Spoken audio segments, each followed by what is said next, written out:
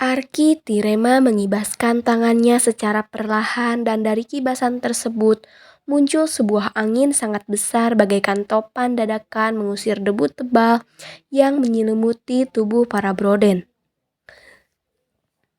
Dalam waktu sekejap mata, debu itu sudah hilang dan terlihatlah tubuh para Broden bergeletakan di mana-mana, kecuali Lundarda yang masih berdiri bengong tidak tahu harus berbuat apa.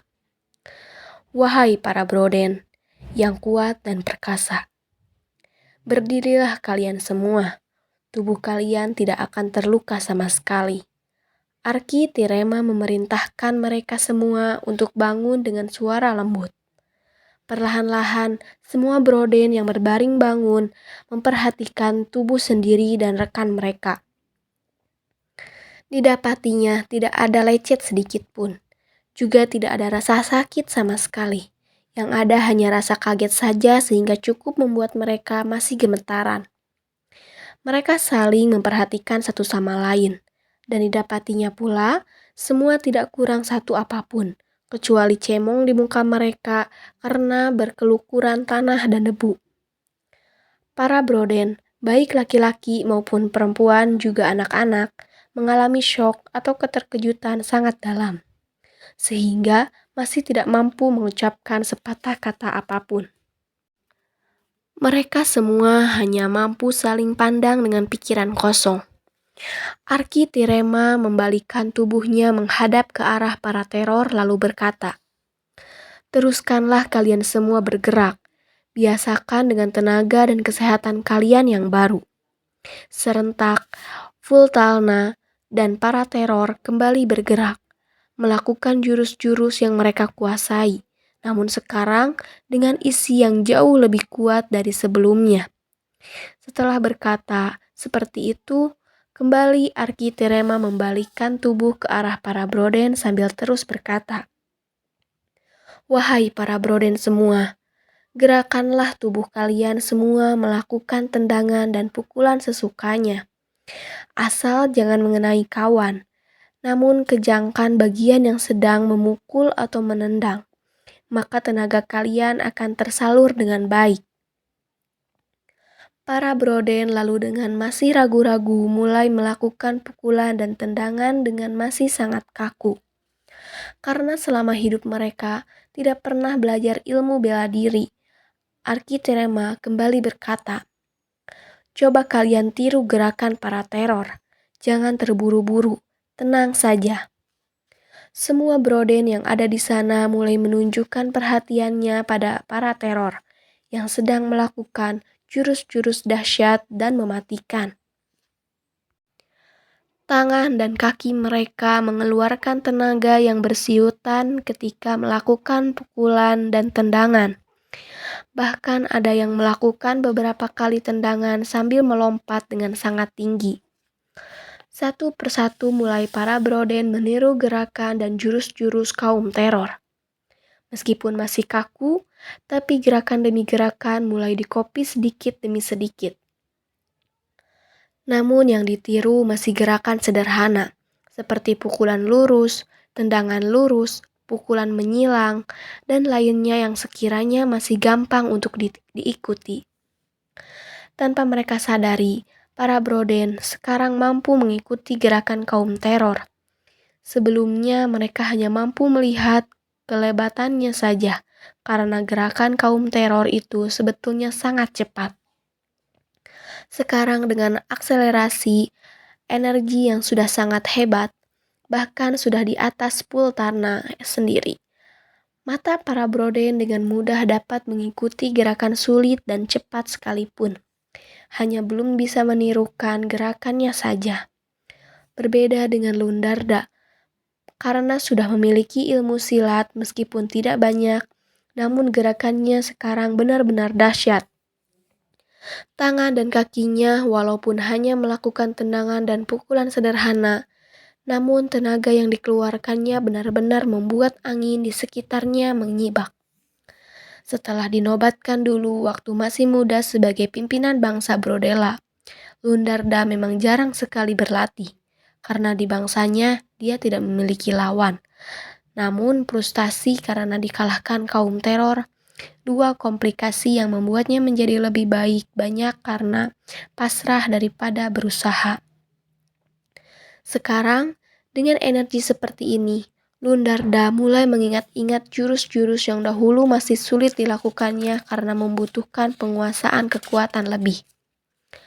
Lundarda, coba lakukan jurus untai yang dahulu engkau sulit lakukan. Saya yakin sekarang pasti mampu dilakukan dengan baik. Arkitirema berkata pada raksasa tua itu. Lundarda segera mengikuti perintah pemuda itu. Mulailah secara perlahan sambil terus mengingat. Dijalankanlah jurus untai. Sebetulnya jurus itu hanya memiliki 5 rangkaian gerak, namun memiliki perkembangan yang tidak terbatas, sesuai imajinasi sang pemilik. Lundarda dahulu tidak pernah bisa melakukan jurus ini, dari gerakan kedua sampai kelima, karena kurangnya kekuatan. Dari dulu sampai sekarang yang dikuasainya dengan baik hanya jurus ke-1, yaitu gerakan untuk menimbulkan angin besar seperti topan dan tornado. Seperti diperlihatkannya pada Arkitirema sebelumnya. Satu gerakan itu pun sudah cukup untuk menguasai para Broden. Namun, memang belum cukup untuk mengalahkan bangsa teror. Jurus pertama adalah penguasaan angin. Lundarda sudah tahu persis penguasaan angin ini. Sedangkan jurus kedua adalah penguasaan bumi atau tanah. Ketiga penguasaan air. Keempat penguasaan api. Dan kelima adalah penggabungan seluruh kekuatan itu semua. Mohon semua yang bergerak berhenti dahulu. Silahkan semua beristirahat. Biarkan energi yang baru muncul. Mengalir dengan baik sambil tenangkan diri Anda semua. Silahkan semua duduk bersila, buatlah lingkaran besar. Saya akan melatih dahulu Lundarda sebentar. Arkitirema berkata kepada semua yang hadir, termasuk kaum teror, yang langsung mereka turuti tanpa bertanya apapun. Inilah sebuah wibawa besar, namun sama sekali tidak dipaksakan. Wibawa seperti ini bukan dibuat-buat dengan berbagai macam atau paksaan, namun itu muncul dari penguasaan energi yang sangat dahsyat, sehingga mampu menguasai semua yang masih memiliki otak. Karena penguasaan energi seperti ini mampu mempengaruhi otak semua manusia ataupun hewan. Otak Arkitirema mengeluarkan zat Lavirganta atau semacam feromon pada ratu lebah yang akan mampu menguasai lebah lain. Hanya bedanya, sang penguasa Lavirganta ini akan mampu menguasai semua makhluk yang memiliki otak apabila sengaja dipancarkan. Namun ada satu hal berbeda pada pemuda utusan Adama itu. Lavirganta yang dimilikinya selain dari penguasaan energi sangat mumpuni, ditambah terbantu akselerasinya sejak kelahiran terjadi. Satu faktor paling mempengaruhi adalah proses rem. Setelah semua duduk dengan baik membentuk lingkaran besar sekali meskipun sudah dibentuk 2 baris. Arkitirema lalu mulai melatih Lundarda untuk mulai mempraktekkan jurus untai. Satu persatu di tengah lingkaran 2 bangsa yang sebelumnya berseteru itu. Lundarda, Anda sudah mampu menguasai jurus ke-1 dengan sangat baik. Saya tahu, untuk jurus kedua sampai kelima belum bisa terkuasai karena kekurangan penguasaan tenaga. Sekarang tolong perlihatkan jurus pertama. Arkitirema meminta Lundarda untuk melakukan jurus pertama. Lundarda segera mematuhi. Mulailah dimainkan jurus pertama. Kali ini sangat berbeda dengan sebelumnya. Terutama perbedaan yang sangat mencolok adalah di segi kekuatan. Begitu tangan bergerak membentuk lingkaran, apabila sebelumnya Lundarda hanya bisa mengeluarkan tornado sebesar 4-5 meter pada ayunan pertama. Kali ini, tornado lokal buatannya mampu berpusing sampai 20 meter lebih. Hal ini sangat mengejutkan Lundarda sendiri sehingga mendadak ayunannya terhenti. Dia memandang Arkitirema dengan pandangan bertanya. Meskipun sebenarnya tadi diuji cobanya sebelum sesi sekarang, namun tadi dilakukannya dengan asal-asalan saja, sehingga kekuatannya menjadi tidak terlalu mencolok dalam segi perbedaan. Sekarang ketika Arkitirema dan semua yang hadir di sana memperhatikan, atau dengan kata lain menontonnya saja, maka Lundarda melakukannya dengan amat sangat bersemangat, apalagi mendapatkan pertunjukan langsung dari sang Tasopurda. Maka secara sungguh-sungguh, raksasa tua itu melakukan gerakan sesempurna dan penyaluran tenaga semaksimal mungkin. Teruskanlah, Lundarda. Arkitirema menyarankan Broden tua itu untuk melanjutkan gerakannya. Lundarda mengangguk. Segera segenap tenaganya kembali dikerahkan. Kali ini dia bertekad akan menyelesaikan jurus untai tanpa jeda. Jurus itu selama ini hanya ada di dalam ingatannya saja, terutama bagian kedua sampai keempat. Gerakan dari jurus-jurus itu sebetulnya sangat sederhana. Hanya putaran tangan, pembentukannya kuda-kuda, pukulan lurus, dan samping dengan telapak tangan terbuka. Sama sekali tidak ada tendangan, hanya saja inti dari jurus dan kesulitannya terletak pada penyaluran tenaga yang khas. Energi yang disalurkan harus melalui titik-titik tertentu dari tubuh. Jurus pertama bernama Winderga, yaitu penyaluran tenaga terfokus pada lengan dari bahu sampai telapak tangan. Kuda-kuda berat dengan kaki ditekuk sebagai pancang badan. Telapak kaki digeser berputar membentuk lingkaran-lingkaran dengan lutut masih tertekuk 90 derajat, bahkan ada beberapa gerakan hampir jongkok. Begitu juga lengan yang melakukan gerakan berputar dengan variasi seperti mengaduk air. Hanya kali ini yang diaduk adalah udara. Pikiran dan perasaan difokuskan untuk merasakan pergerakan molekul kar udara. Lalu setelah menyambung dengan badan, tenaga yang tersalur di lengan digunakan untuk mengendalikan udara tersebut agar memadat juga bergerak lebih cepat dan kuat. Dengan kendali dari lengan yang dipenuhi energi. Shush, shush. Lundarda berusaha untuk tetap konsentrasi pada jurus. Meskipun sebetulnya masih terkaget-kaget melihat hasil dari gerakannya itu. Tempat itu bagaikan dilanda topan dan badai yang hendak meratakan semua benda dan manusia untuk rata dengan tanah. Dengan suara sangat mengerikan, bagaikan puluhan pesawat tempur menyalakan mesin jet secara bersamaan. Semua yang berada di sana, kecuali Arkitirema, segera bergerak mundur menjauh sampai jarak aman. Dan ternyata jarak yang aman dari sana sekitar 500 meter lebih. Karena tempat itu terbuka, bagaikan lapangan sangat luas yang dikelilingi perbukitan. Maka mereka semua bisa dengan jelas melihat Lundarda dan Arkitirema. Puluhan tornado lokal muncul di sekeliling tubuh Lundarda dengan diameter rata-rata 10-20 meteran. Semua tornado itu bergerak secara dinamis dan tak terduga, membentuk lingkaran-lingkaran pilar, namun tidak sekalipun bertumbukan satu sama lain. Lundarda mengendalikan pilar-pilar tornado seperti mengatur bidak catur, mudah dan cepat juga tanpa beban. Purtalna melihat gerakan dan kemampuan Lundarda benar-benar terkejut. Sangat jauh sekali dibandingkan gerakan dahulu. Kekuatannya juga benar-benar sangat mengejutkan. Dia sendiri ragu, apakah sekarang mampu menandingi tenaga raksasa itu? Setelah merasa cukup dengan jurus Winderga dan sangat puas melihat hasil gerakannya sendiri, Lundarda mulai merubah gerakannya untuk mulai memasuki jurus kedua. Tiba-tiba kedua lengannya membentuk gerakan silang di depan dada dengan kuda-kuda setengah tertekuk dan berat badan di tengah. Tangan terkepal, pandangan lurus tajam ke depan. Jurus kedua bernama Waterfallan. Jurus ini membentuk penyaluran energi berputar ke seluruh tubuh searah dengan arah jarum jam. Dengan seluruh pikiran dan perasaan merasakan molekul lekar kelembaban udara. Sifat dari pergerakan energi seperti ini mampu menyerap dan menyedot udara di sekitar dan memisahkan molekul lekar air dari udara.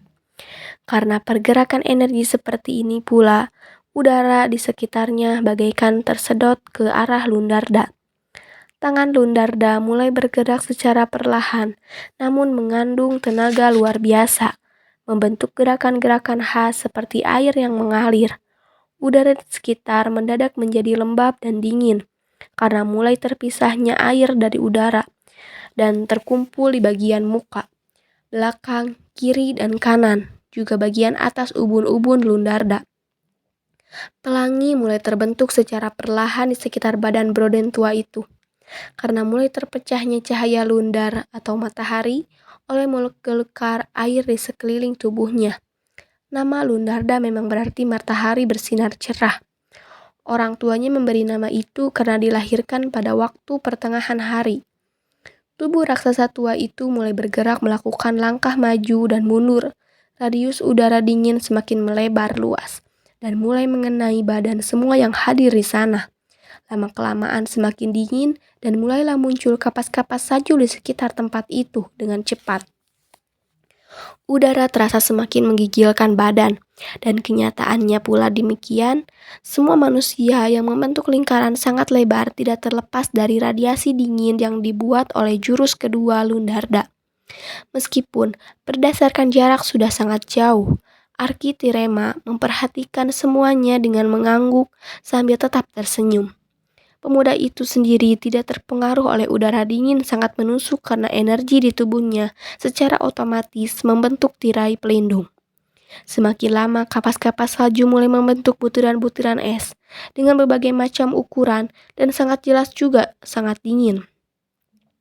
Butiran es tersebut berputar berkeliling dengan radius sangat jauh dan sanggup mencapai kumpulan manusia di radius sekeliling tempat itu. Berbagai macam ukuran dan bentuk es berputar dengan sangat cepat tanpa terjatuh. Bahkan ada yang mulai mampu menembus batuan besar di sekitarnya.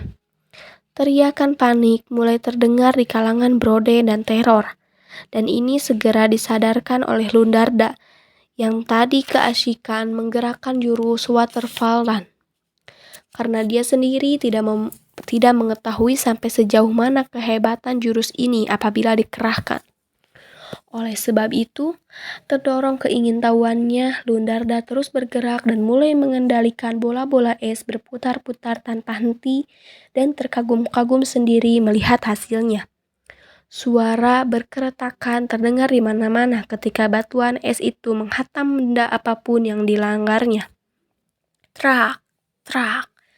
Butiran yang sudah membentuk batuan es tersebut tidak mempengaruhi Arkitirema, karena tidak pernah bisa menembus tirai pertahanannya. Namun pemuda itu melihat bahaya yang akan ditimbulkan oleh jurus kedua itu, terutama sangat membahayakan bangsa Brodela sendiri. Kaum Teror mampu membela diri dengan baik dari serangan batuan es itu karena tubuh dan kemampuan lebih terlatih. Arkitirema segera mengembangkan tangan untuk memblokir perputaran batuan es yang berputar ke segala penjuru, merusak berbagai macam benda yang dilanggarnya. Energi yang dikeluarkan oleh pemuda itu menyebar ke segala arah, jauh lebih lebar dari jangkauan pusaran buatan Lundarda, dan menarik semua batuan es tersebut mengerucut ke atas, lalu hancur di ketinggian. Setelah itu, baru Arkitirema berkata kepada Lundarda, "Jurus kedua sudah sangat baik, sekarang lakukan jurus ketiga." Lundarda segera sadar bahwa dia telah membahayakan semua orang. Mungkin kalau tidak dicegah oleh pemuda itu akan banyak orang celaka karena perbuatannya. Segera raksasa tua itu merubah gerakannya. Kuda-kudanya diubah. Kedua kaki ditekuk terpentang kiri dan kanan. Kedua tangan diluruskan ke depan dengan telapak saling dikatup ke satu sama lain.